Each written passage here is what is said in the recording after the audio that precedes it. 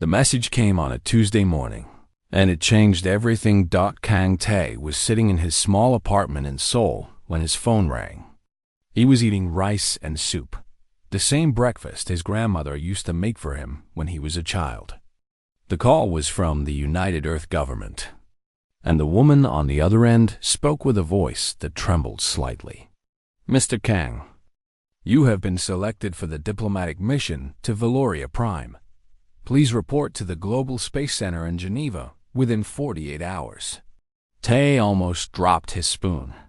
He was 32 years old, a cultural liaison officer who had spent most of his career studying alien languages and customs. He was not a soldier. He was not a politician. He was just a quiet man who liked books and old music and long walks by the river. "There must be a mistake," he said. "There is no mistake. Mr. Kang, the Queen herself has approved your inclusion in the delegation." 3 years had passed since humanity made first contact with the Valorian Empire. The Valorians controlled over 40,000 star systems. They had conquered hundreds of species across the galaxy. Their technology was thousands of years ahead of anything humans had ever created. And now, for reasons no one fully understood, Queen Seraphil had summoned a human delegation to her throne world. The galaxy was watching. Everyone knew that humanity's survival might depend on this meeting. Tae spent his last night on Earth visiting his grandmother's grave. She had died 2 years ago, and he still missed her every single day. Her name was Kim Soo, and she had raised him alone after his parents died in a car accident when he was 7 years old. The cemetery was quiet and peaceful. Cherry blossom trees lined the paths, and the evening sun painted everything in soft gold. Tae knelt before the small stone marker and placed fresh flowers in the holder. "Grandmother," he said softly, "I am going very far away. I do not know if I will come back." He reached into his pocket and pulled out a small wooden box. It was old and worn, with tiny flowers carved into the lid. His grandmother had made it herself when she was young. Inside was a simple mechanism that played a melody when you opened the lid. It was a Korean lullaby, the same song she had sung to him every night when he was small. He had planned to leave it at her grave, but something stopped him. He held the box in his hands and felt its weight, its warmth. It smelled faintly of sandalwood and memories. "I will take you with me," he whispered, "so I will not be alone." He put the music box back in his pocket and stood up. The sun was setting behind the mountains, and the sky was turning purple and orange. Somewhere out there, beyond those colors, an ancient queen was waiting. The journey to Geneva took 12 hours.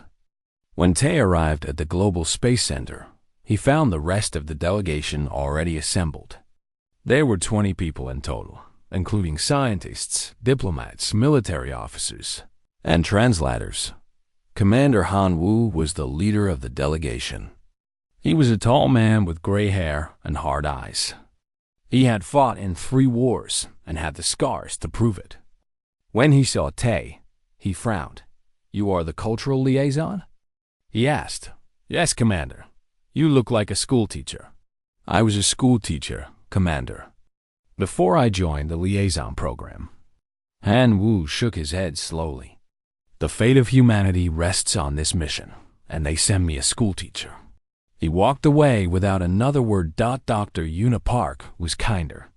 She was the chief xenolinguist of the delegation, a small woman with bright eyes and a quick smile. She found Tae standing alone by a window, looking at the stars. "Do not mind the commander," she said. "He is scared, like all of us. He just shows it differently." "I understand," he said. "I am scared too." Una stood beside him and followed his gaze to the night sky. "Why do you think they chose you?" she asked. "I do not know. The message said something about emotional authenticity. I do not even know what that means." Una was quiet for a moment. Then she said, "The Valorians are very old and very powerful.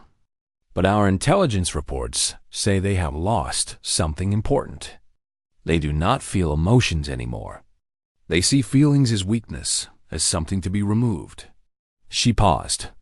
Maybe they chose you because you still know how to feel. Tay thought about his grandmother. He thought about the music box in his pocket. He thought about all the nights he had cried himself to sleep after she died, missing her voice and her warmth and the smell of her cooking.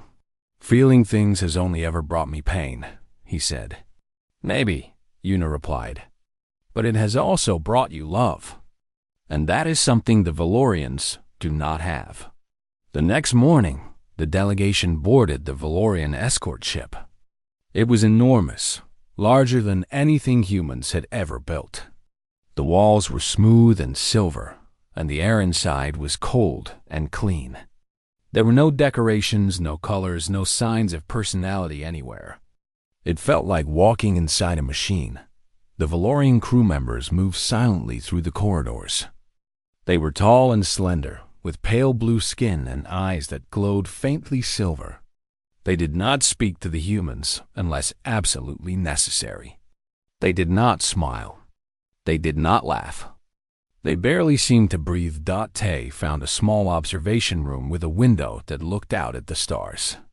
He sat there for hours, watching Earth grow smaller and smaller until it was just another dot of light among billions. He took out the music box and opened it. The tiny melody filled the cold, empty room. It was such a small sound, so fragile and human in this vast alien ship. A Valorian crew member appeared in the doorway. She stared at the music box with something that might have been confusion. "What is that sound?" she asked. "It is music," Tay said. "A song my grandmother used to sing to me." The Valorian tilted her head. "What is its function?" "It has no function. It just makes me feel less alone." The Valorian stared at him for a long moment. Then she turned and walked away without another word. Tay closed the music box and held it against his chest. The journey to Valoria Prime would take 6 weeks.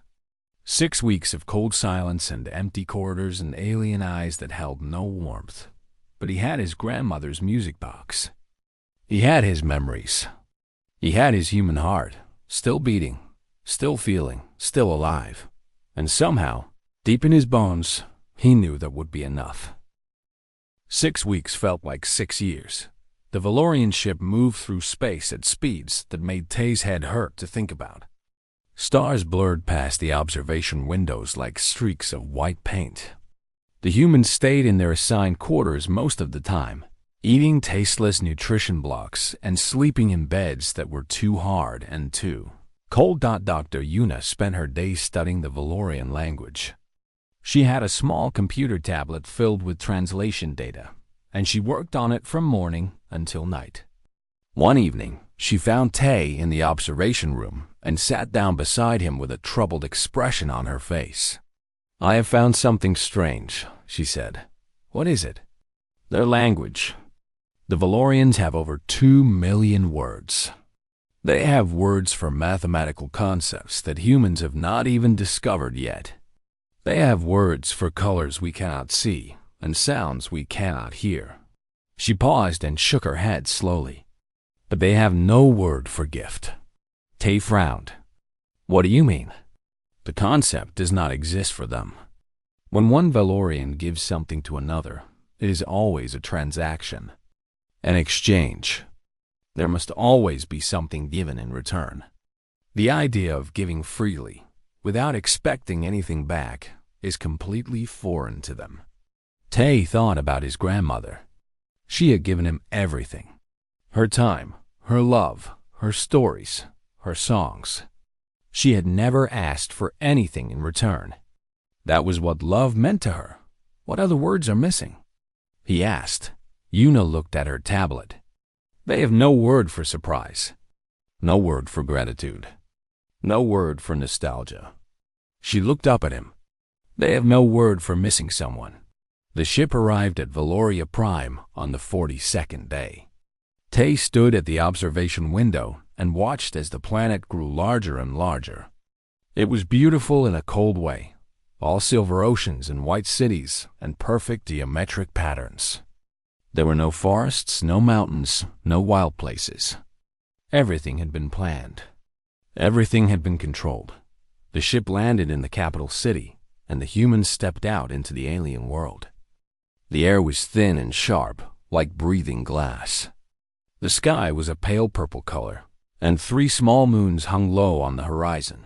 Commander Han Wu walked at the front of the group, his back straight and his jaw tight. The other humans followed close behind, their eyes wide with wonder and fear. Tay walked at the back, his hand in his pocket, touching the music box. The city was the most perfect place Tay had ever seen. The buildings were tall and smooth, made of some material that seemed to glow from within. The streets were wide and clean, without a single piece of trash or a single crack in the pavement. Valorians walked past in orderly lines, their faces blank and their movements precise, but there was no art anywhere. No statues, no paintings, no murals. There were no street musicians, no children playing, no couples holding hands. There was no laughter, no singing, no crying. The city was perfect, and it was completely empty of life.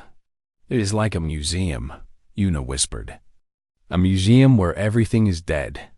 The humans were taken to a guest palace near the center of the city.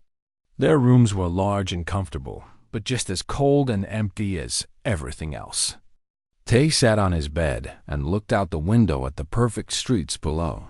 He opened the music box. The tiny melody filled the room, and for a moment, he could almost smell his grandmother's cooking. He could almost hear her voice calling him to dinner. He could almost feel her hand on his head, gentle and warm. A knock came at his door. It was a Valorian servant, tall and silent, with silver eyes that showed nothing. "You will meet with High Advisor Veltrus tomorrow," the servant said. "He will prepare you for your audience with the Queen." "Thank you," Tay said. The servant tilted her head slightly. "Why do you make that sound with the small box?" "It is music. It helps me remember someone I love." "Love," the servant repeated, as if tasting a strange food. "This word does not translate well. Is it a form of obligation?" "No," Tay said. "It is the opposite of obligation. It is something you feel because you want to, not because you have to." The servant stared at him for a long moment. Then she turned and left without saying goodbye. The next day, the humans met High Advisor Veltrus. He was older than the other Valorians they had seen, with deep lines on his face and eyes that seemed to look through people rather than at them. He sat behind a large desk made of dark stone and studied the humans like a scientist studying insects. "You are the representatives of Earth," he said. It was not a question. "Yes, High Advisor," Commander Han Wu replied. "We are honored to be here. Honor is irrelevant. You are here because the Queen wished it. That is all." "That is all." Veltrus looked at each human in turn. His gaze stopped on Tay. "You, the one who carries the primitive container. What is your function?" "I am a cultural liaison," Tay said. "I study the customs and traditions of other species." "Customs and traditions," Veltrus repeated. "These are words for the past. The Valorian Empire does not concern itself with the past. We concern ourselves only with efficiency and progress." "With respect, High Advisor," Tay said, "the past is how we understand who we are." Veltrus made a sound that might have been a laugh, though his face did not change. "Humans are very young. You still believe that who you are matters. In time, you will learn that only what you can do matters. Identity is a weakness. Memory is a burden. Emotion is a disease." He stood up and walked to the window. "The Queen has transcended all of these things. She has lived for over 3,000 years. She has evolved beyond the need for feeling. This is the highest state a being can achieve." Tay thought about his grandmother. She had felt things deeply until the very end. She had cried when she was sad and laughed when she was happy and loved him with every piece of her heart. and she had been the strongest person he had ever known. "I think you are wrong," Tay said quietly. The room went silent. Commander Han Wu looked like he wanted to disappear into the floor. Yuna held her breath. The other humans stared at Tay with wide, frightened eyes. Veltris turned slowly. His silver eyes were cold and hard. "You think I'm wrong," he said. "Yes, I think feeling things is not a weakness. I think it is what makes life worth living." Veltris walked toward Tay until they were standing face to face. He was much taller than the human, and he looked down at him like a giant looking at an ant. "Tomorrow," Veltris said, "you will meet the Queen. You will see what 3,000 years of existence without emotion looks like. And then you will understand how small and foolish your words are." He turned and walked out of the room. The door closed behind him with a soft click. Commander Han Wu grabbed Tay by the arm. "Are you trying to get us killed?" he hissed. "I was just telling the truth," Tay said. "The truth does not matter here. Survival matters. Do you understand?" Tay looked at the door where Veltris had disappeared. He thought about the Queen, ancient and cold and powerful. He thought about his grandmother, small and warm and gone. "I understand," he said. But in his heart, he was not sure he did. The Eternal Throne Hall was the largest room Tay had ever seen. The ceiling was so high that clouds actually formed near the top, thin wisps of white drifting slowly in the still air. The walls were made of crystal that caught the light and scattered it into millions of tiny rainbows. The floor was black as space and polished like a mirror. Thousands of Valorians filled the hall, standing in perfect rows on either side of a long pathway that led to the throne. They were all silent, all still, all watching. Not a single one of them moved or whispered or even seemed to breathe. The human delegation walked down the pathway in a single line. Commander Han Wu was at the front, his uniform perfect and his face hard as stone. Dr. Yuna walked behind him, her translator device held tightly in her hands. Tay was near the back, his heart beating so fast he could feel it in his throat. At the end of the pathway, on a throne made of pure light, sat Queen Seraphil. She was beautiful. That was the first thing Tay noticed. She was beautiful the way a winter storm is beautiful, or the way a knife blade is beautiful. Her skin was pale blue, lighter than the other Valorians, almost white. Her hair was silver and flowed down her shoulders like water. Her eyes were the color of starlight, bright and cold and endless. She did not look old, but Tay could feel her age. It pressed down on him like a weight. 3,000 years of existence sat on that throne, looking at him with eyes that had seen empires rise and fall, stars burn and die, entire species come into being and vanish from the universe. She was terrifying. "Humans," she said. Her voice was soft, but it filled the entire hall, reaching every corner without effort. "You have come a long way." Commander Han Wu stepped forward and bowed deeply. "Your Majesty, we are honored by your invitation. The people of Earth are grateful for this opportunity to speak with you." The Queen did not respond to his words. She simply watched him, her face showing nothing at all. "You wish to negotiate," she said. It was not a question. "Yes, Your Majesty. We believe that a partnership between our species could be beneficial for both sides." Beneficial. The Queen tilted her head slightly. "Tell me, human, what can your species offer the Valorian Empire?" Commander Han Wu straightened his back. "We have technology that may interest you. New developments in energy production and medical science. We also have access to rare minerals on Earth and our colony worlds. And our military forces, while small compared to yours, are brave and capable." The Queen was silent for a long moment. The hall seemed to grow colder. "Technology," she finally said. "We have technology that your species cannot even imagine. Minerals. We control 40,000 star systems, each filled with more resources than your entire planet contains. Military forces. Something that might have been amusement flickered across her face. Your species has existed for less than a heartbeat in the life of the universe.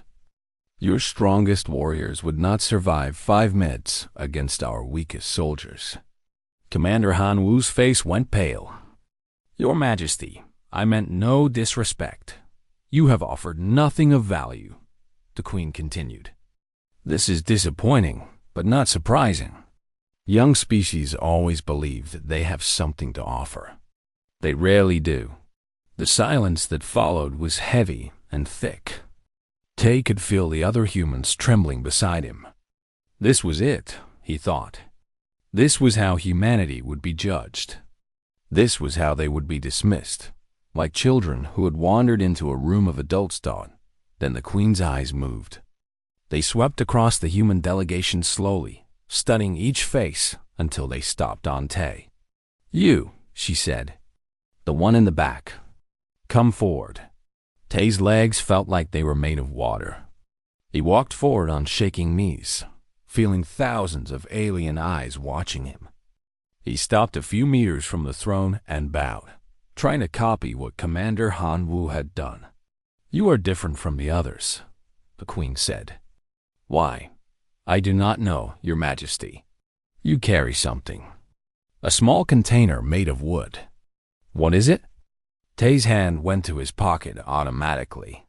He could feel the music box there, warm against his leg. It is a music box, Your Majesty. What is its function? It plays a melody when you open it. For what purpose? Tay hesitated. How could he explain? How could he tell this ancient, powerful being about his grandmother, about love, about the way a simple song could make you feel less alone in the universe? It was given to me by my grandmother, he said finally. She made it with her own hands.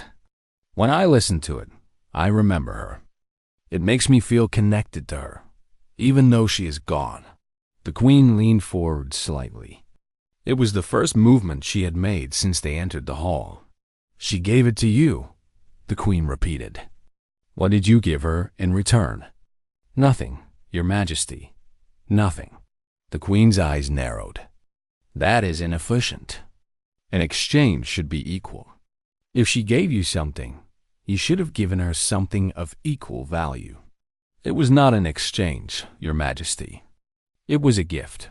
I do not understand this word. Explain. Tay took a deep breath. A gift is something you give to someone because you love them. You do not expect anything in return. You give it because giving it makes you happy, because you want the other person to have something that will bring them joy. The hall was completely silent. Every Valorian was staring at Tay now, their silver eyes wide with something that looked almost like confusion. The Queen sat back on her throne. Her face was as still as stone, but something had changed in her eyes. Something had flickered there, just for a moment, like a candle flame in a dark room. Love, she said quietly. Another word I do not understand. Love is when someone else's happiness becomes more important than your own, Tay said. It is when you would do anything to protect them, even if it costs you everything. It is when being with them makes you feel like you are home. The Queen said nothing.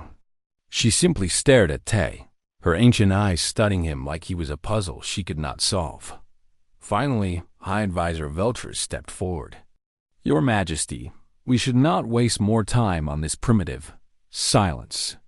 The Queen did not raise her voice. But Veltris stopped immediately, his mouth snapping shut. This audience is concluded, the Queen said. The humans will remain in the guest palace.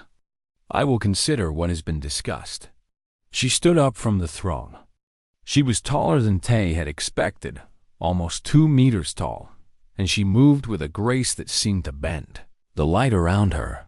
She walked past the human delegation without looking at them. But as she passed Tay, she stopped for just a moment. Your grandmother, she said quietly, so quietly that only he could hear. You speak of her with warmth. This is also a word I do not understand. Then she was gone, disappearing through a door behind the throne. The thousands of Valorians began to file out of the hall in perfect silence. Commander Han Wu grabbed Tay's arm. "What did she say to you?" "Nothing important," Tay said. But that was a lie. Because for just a moment, in the Queen's ancient eyes, he had seen something that looked almost like longing, almost like hunger, almost like she was starving for something she could not name. And somehow, Tay knew that his grandmother's music box was the key to everything. Tay could not sleep. He lay in his bed in the guest palace, staring at the ceiling, thinking about the Queen's eyes. There had been something there, something hidden beneath all that cold power, something that called to him like a voice in the darkness. After several hours of turning and twisting, he finally gave up on sleep. He got dressed and quietly left his room, walking through the silent corridors of the palace. The palace had gardens. Tay had seen them from his window, perfect rows of silver plants under a dome of glass. He found his way there, pushing through a heavy door into the cool night air. The garden was beautiful in its cold, perfect way. The plants were all the same height, all the same color, all arranged in perfect patterns. The paths were made of white stone that glowed softly in the light of the 3 moons. There was no wind, no sound of insects, no smell of flowers. It was like walking through a painting.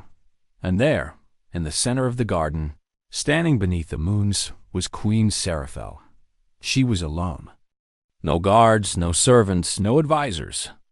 Just an ancient queen in a silver robe, looking up at the stars.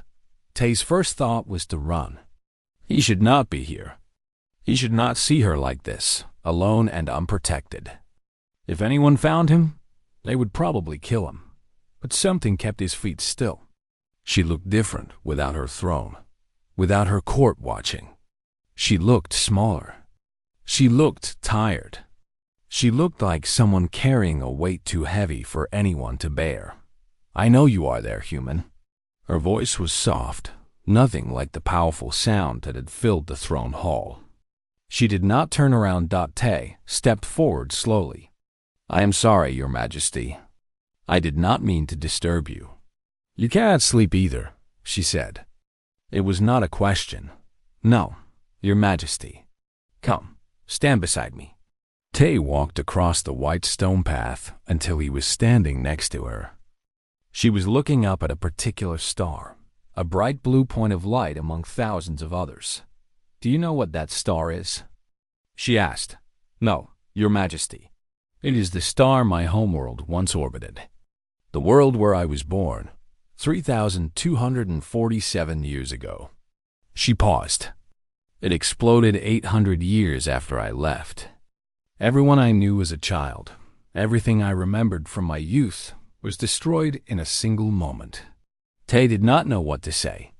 He stood in silence, feeling the weight of her words. "I did not cry when I learned of its destruction," she continued. "I did not feel sadness or loss or grief. I felt nothing at all. And I told myself that this was strength, that I had evolved beyond the weakness of emotion." She finally turned to look at him. "But sometimes, on nights like this, I wonder if I was wrong." Her eyes were different now. The cold power was still there, but there was something else too. Something lost. Something searching. "Tell me about your grandmother," she said. Tay felt tears spring to his eyes. He had not expected this. He had not expected to talk about his grandmother with an alien queen in a silver garden under 3 moons. "Her name was Kim Sue," he said. "She raised me after my parents died. She was not tall or powerful or important. She was just a simple woman who made rice cakes and sang old songs and told me stories before bed." "What kind of stories?" "Stories about heroes and monsters. Stories about love and loss. Stories about people who did impossible things because they cared about something more than themselves." The queen was silent for a moment. "And this music box? She made it for you?" "Yes, She carved it herself from a piece of wood that came from her father's farm. It took her almost a year to finish. She gave it to me on my 10th birthday. Tay's voice trembled. She said that as long as I had this box, I would never be alone. Her love would always be with me. Show me. Tay reached into his pocket and pulled out the music box. It looked so small in the moonlight, so simple and ordinary. Just a wooden box with flowers carved on the lid. He opened it. The melody began to play. It was a simple tune, just a few notes repeated in a gentle pattern. It was the lullaby his grandmother had sung to him every night when he was a child. The sound filled the silent garden. It drifted up toward the stars, small and fragile and impossibly human. Queen Seraphel went completely still. Her eyes widened. Her lips parted slightly. For a moment, she seemed to stop breathing entirely. "What is this feeling?" She whispered. "Your Majesty? This sound. It is doing something to me. Something is happening inside my chest. I do not understand." She pressed her hand against her heart. "It hurts, but it is not a bad hurt." "What is this?" Tay looked at her and saw something he had never expected to see. The ancient queen, ruler of 40,000 star systems, conqueror of hundreds of species, was trembling. Her eyes were wet. Her mask was cracking. "I think you are feeling emotion, Your Majesty," he said gently. "That is impossible. I removed that weakness centuries ago." "Maybe you did not remove it. Maybe you only buried it." The music box finished its song. The last note hung in the air for a moment, then faded into silence. "Play it again," the queen said. Her voice was barely a whisper. Tay wound the box and opened it again. The melody began once more. The queen closed her eyes. A single tear rolled down her cheek, leaving a glowing trail on her pale blue skin. "I had a mother once," she said. "She used to hold me when I was afraid. She used to sing to me." Her voice broke. "I have not thought of her in 2,000 years. I had forgotten. I had forgotten everything." Tay watched as more tears fell from her eyes. She did not wipe them away. She did not try to hide them. She simply stood there, letting them fall, as if she was remembering how to cry. "Why does this small box have such power?" she asked. "It is not the box," Tay said. "It is what the box represents. It is love, Your Majesty. Love for someone who is gone but not forgotten. Love that survives death. Love that travels across years and across the stars." The queen opened her eyes. She looked at Tay, really looked at him, and for the first time he saw her not as a queen or a conqueror, but as a person. A person who had lived too long and lost too much and forgotten what it meant to be alive. "You must think I am weak," she said. "No, Your Majesty. I think you are incredibly strong. It takes great strength to feel pain and not run away from it." The music stopped again. The garden was silent. "You should go back to your quarters," the queen said. Her voice was steadier now, but her eyes were still wet. "It will be dawn soon." "Yes, Your Majesty." Tay bowed and turned to leave. "Human," he stopped. "Thank you," she said, "for showing me what I had forgotten." Tay looked back at her. The queen of the Valorian Empire stood alone in her silver garden, tears drying on her face, looking more alive than she had in 1,000 years. "You are welcome, Your Majesty," he said, and then he walked away, leaving her there under the 3 moons, while his grandmother's melody echoed in his heart. The summons came the next morning. A Valorian guard appeared at Tay's door before sunrise. "The queen requests your presence," he said. His face showed no emotion, but there was something in his voice that sounded almost like curiosity. Tay followed the guard through the palace to a small room he had never seen before. It was different from the rest of the Valorian architecture. The walls were warm and soft, colored in shades of gold and orange. There were cushions on the floor instead of hard chairs. It felt almost human. Queen Seraphil was waiting for him. She was sitting on one of the cushions, her silver hair loose around her shoulders. Without her formal robes and crown, she looked younger. She looked almost ordinary. "Sit," she said, gesturing to a cushion across from her. "We will talk." Tay sat down. His heart was beating fast, but he tried to keep his face calm. "I did not sleep last night," the Queen said. "I spent the entire night thinking, remembering, feeling." She paused. "I had forgotten how exhausting it is to feel things." "It gets easier," Tay said. "With practice, does it?" She looked at him with those ancient eyes. "You have felt things your entire life. Has it gotten easier for you?" Tay thought about the question. He thought about his parents' death. He thought about the years of loneliness. He thought about his grandmother dying in a hospital bed, holding his hand until her last breath. "No," he admitted. "It never gets easier, but it gets more bearable. You learn to carry the weight." The Queen nodded slowly. "Tell me more about human emotions. I want to understand them. I want to understand myself." So Tay talked. He talked about love and loss. He talked about joy and sorrow. He talked about anger and forgiveness. He talked about hope and despair.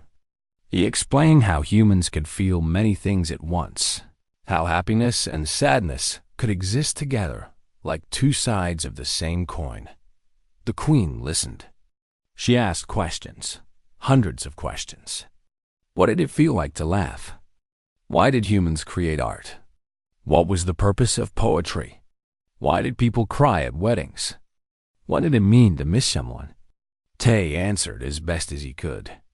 Sometimes he did not have the right words. Sometimes he had to use examples and stories instead of explanations.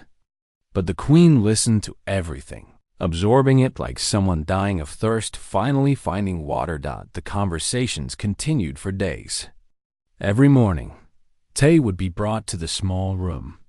Every evening, he would return to his quarters exhausted, but strangely fulfilled. The other humans did not know what to make of it. Commander Han Wu was suspicious.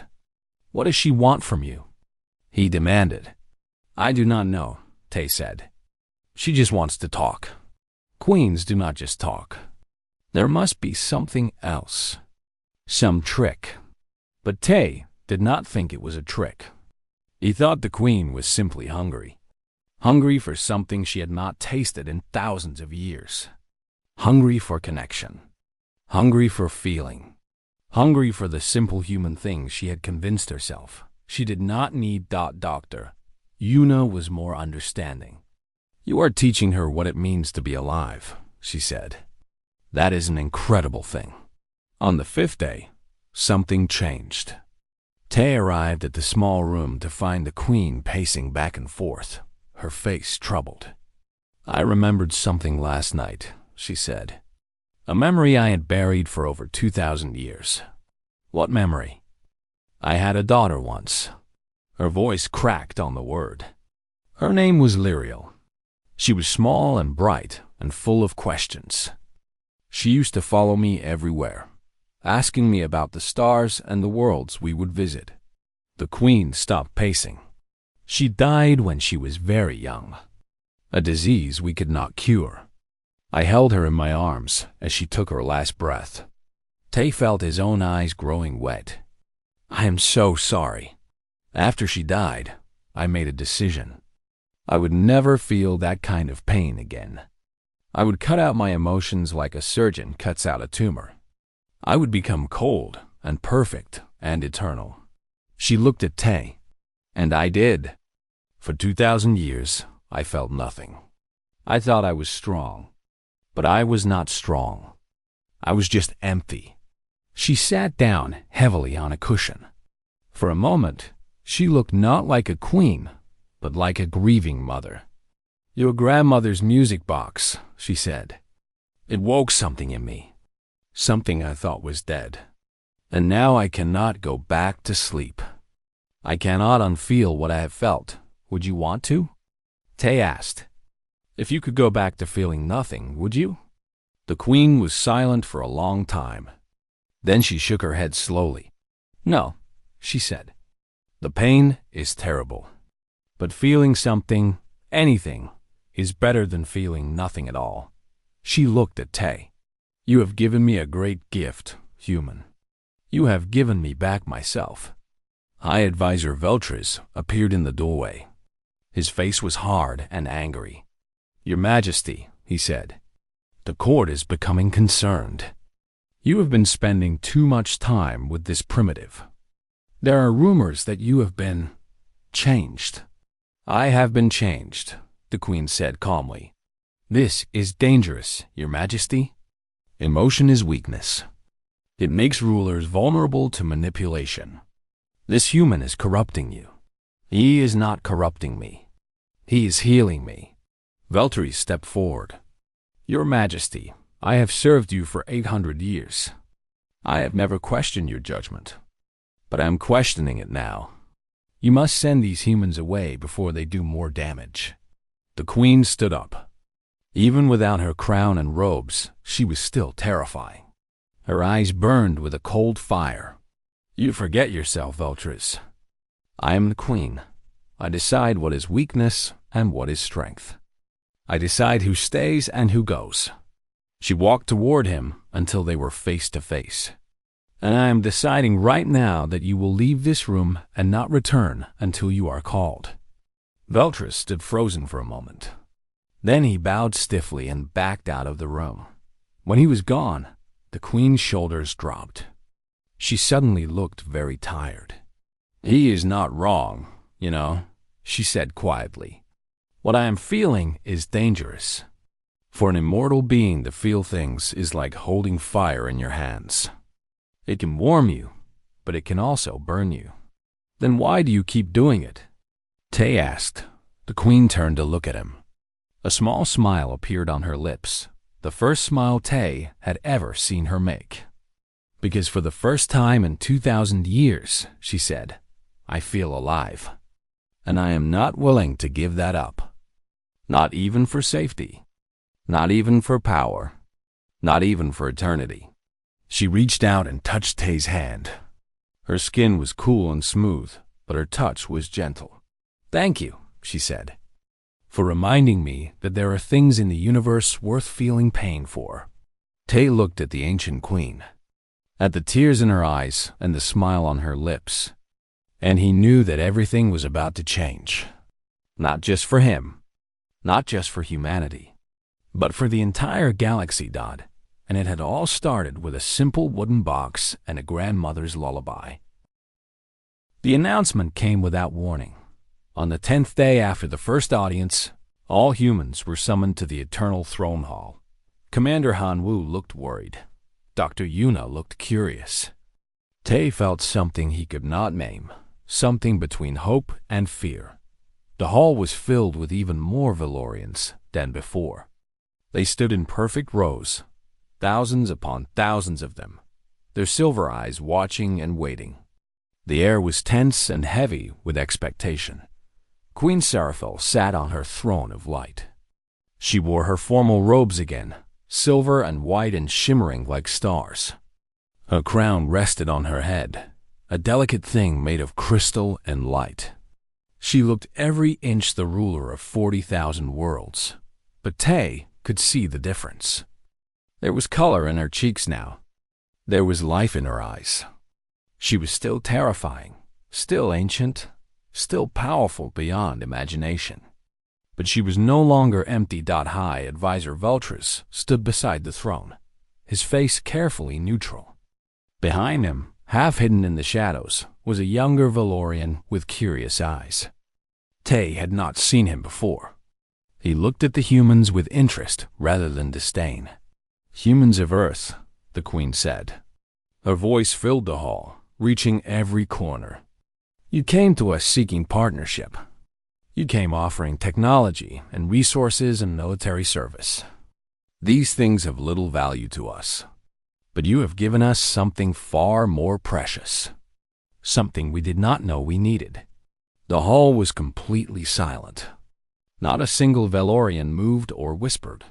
For 3,000 years, I have ruled this empire, the queen continued. I have conquered worlds. I have destroyed enemies.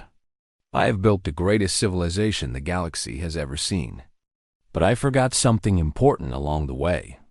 I forgot what it meant to live. I forgot how to feel. A murmur ran through the crowd. Valorians turned to look at each other with confusion in their eyes. This was not how their queen spoke. This was not how any Valorian spoke. One of your people reminded me. The queen's eyes found Tay in the crowd. He showed me a simple object, a small wooden box that makes music. It was made by his grandmother, given in love, carried across the stars.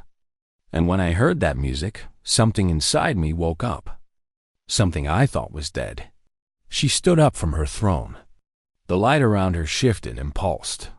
Kang Tay of Earth, come forward. Tay's heart was pounding so hard, he could feel it in his entire body. He walked forward on trembling legs, past rows of silent Valorians, until he stood at the base of the throne. The queen descended the steps until she was standing in front of him. She was much taller than him, and she looked down at him with those ancient, starlight eyes. You carry the music box, she said. May I see it? Tay reached into his pocket and pulled out the small wooden box. It looked so tiny in the vast hall, so fragile and ordinary among all this power and light. The queen looked at it for a long moment. Then she did something that made every Valorian in the hall gasp. She asked a question. Would you give this to me? Not demand. Not command. Not take. Tay understood what was happening. She was not trying to take the music box. She was trying to receive a gift. The first gift anyone had ever offered to give her freely. The first time in her long life that someone would give her something without expecting anything in return. Tears filled his eyes. He thought about his grandmother, about her warm hands carving the wood, about her voice singing the lullaby, about her love that had followed him across the stars to this moment. My grandmother made this with her own hands, Tay said. His voice was thick with emotion. She gave it to me because she loved me. And now I give it to you, Your Majesty. Not because I want something in return. Not because I am afraid of you. But because I believe you need it more than I do. I give it to you with love. He placed the music box in her hands. The queen held it like it was the most precious thing in the universe. She looked at it with wonder, with awe, with something that looked almost like reverence. Then she opened it. The tiny melody filled the vast hall. It drifted up to the cloud-touched ceiling and scattered among the crystal walls. It was such a small sound, but in the perfect silence of the eternal throne hall, it was as loud as thunder. Queen Seraphel closed her eyes. A tear rolled down her cheek, glowing faintly in the light of the throne. Then another tear. Then another. For the first time in over 2,000 years, the queen of the Valorian Empire wept. The Valorians watched in stunned silence. Many of them had never seen tears before. They did not know what to make of this. Their eternal, perfect, emotionless queen was crying over a small wooden box from a primitive species. High Advisor Veltris stepped forward, his face twisted with confusion and fear. Your Majesty, this is beautiful, the queen said.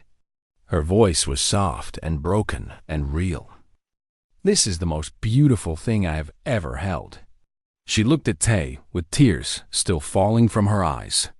You have given me something I cannot repay, she said. But I will try. I will spend whatever years I have left trying to be worthy of this gift. She turned to face her people. Thousands of silver eyes watched her, waiting. The Valorian Empire has conquered hundreds of species, she said. We have called ourselves superior. We have called ourselves evolved. We have called ourselves perfect. She held up the music box. But we were wrong, We were not perfect. We were broken. We had removed the very thing that makes life worth living. We had cut out our hearts to avoid pain, and in doing so, we became less than alive. She pointed at Tay. This human showed me what we had lost. His species is young and weak and small. But they have something we forgot long ago. They have the ability to love. They have the courage to feel. They have the wisdom to know that pain is the price of joy, and that it is a price worth paying. The Queen raised her voice until it rang through the hall like a bell. From this day forward, the humans of Earth are not a subject race. They are not a conquered people. They are our equals, our partners, our teachers. The silence that followed was absolute. No one moved. No one breathed. Then the young Valorian behind Veltris stepped forward. He knelt before the Queen. "Your Majesty," he said, "I am Prince Kale, your son. I have watched from the shadows. I have seen you change, and I believe you are right. I believe we have been living as ghosts, and it is time to become alive again." He looked at Tay with something like respect.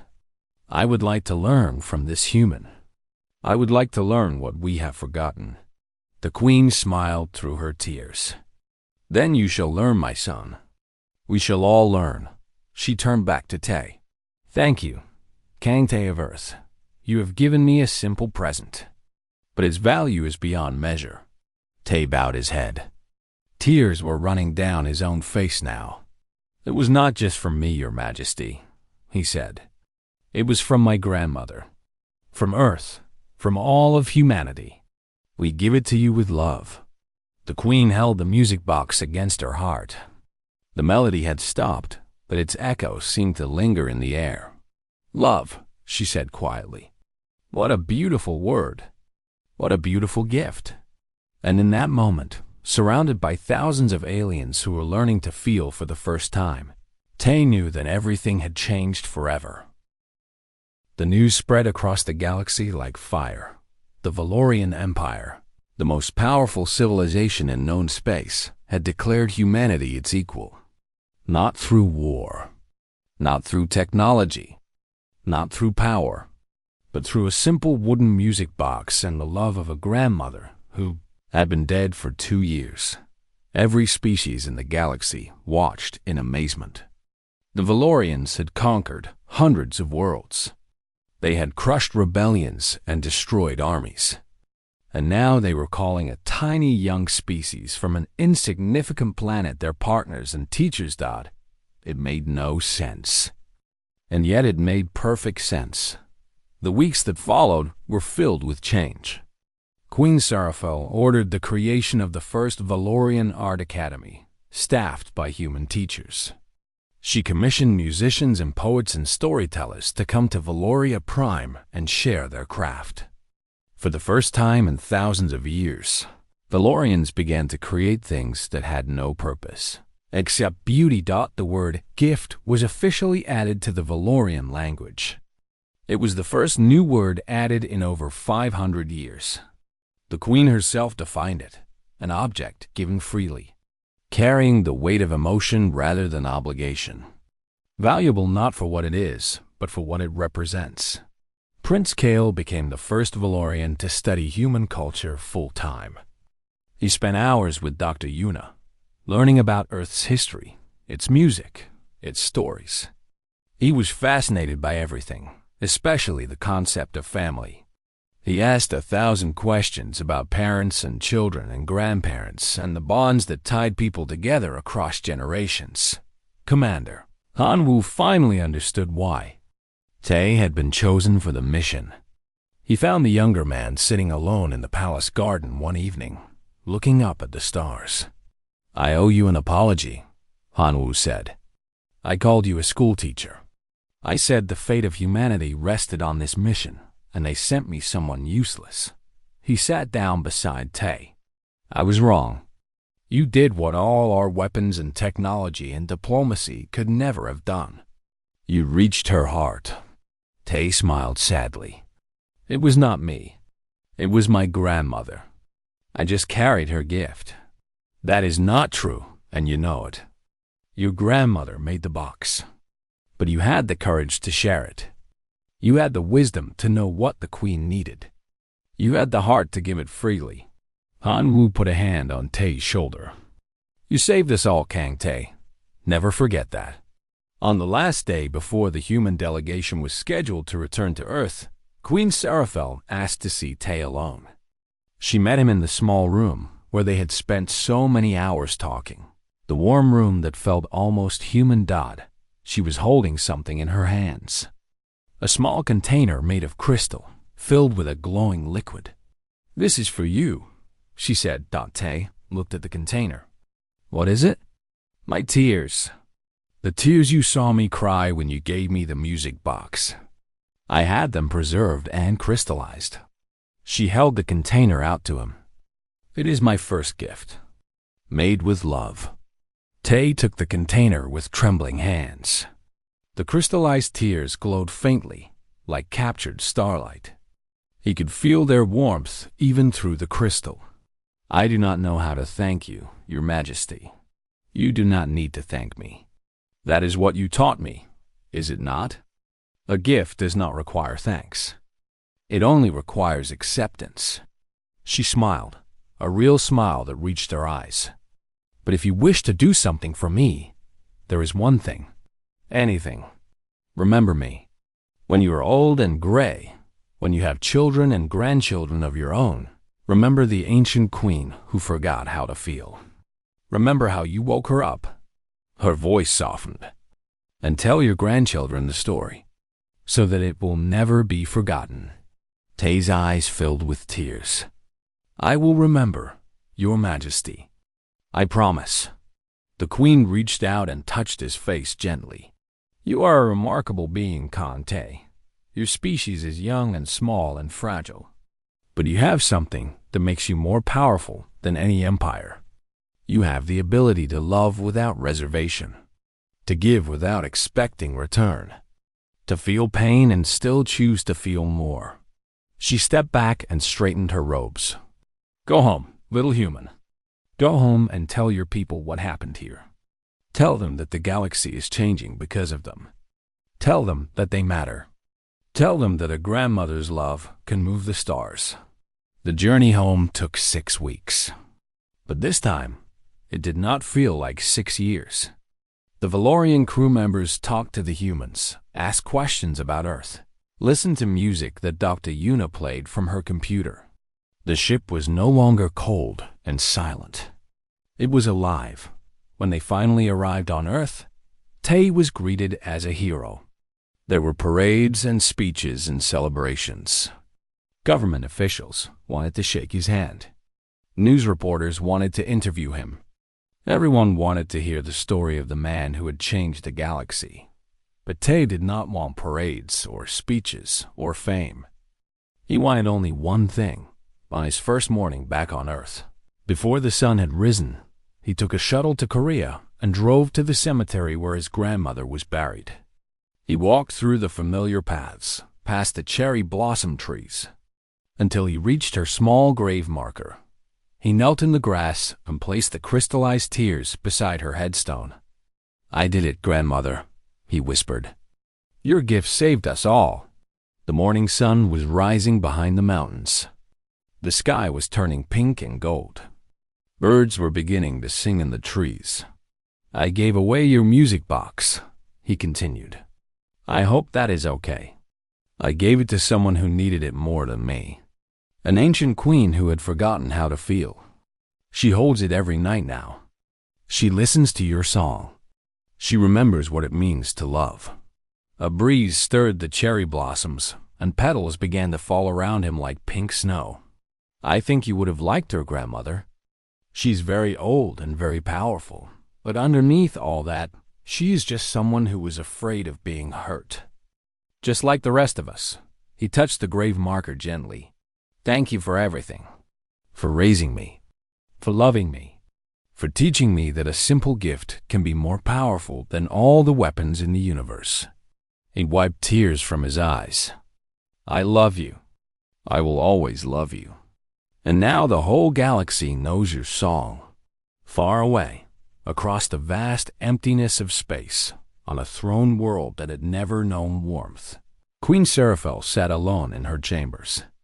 She held a small wooden music box in her hands. She opened it, and a tiny melody began to play. She closed her eyes and smiled.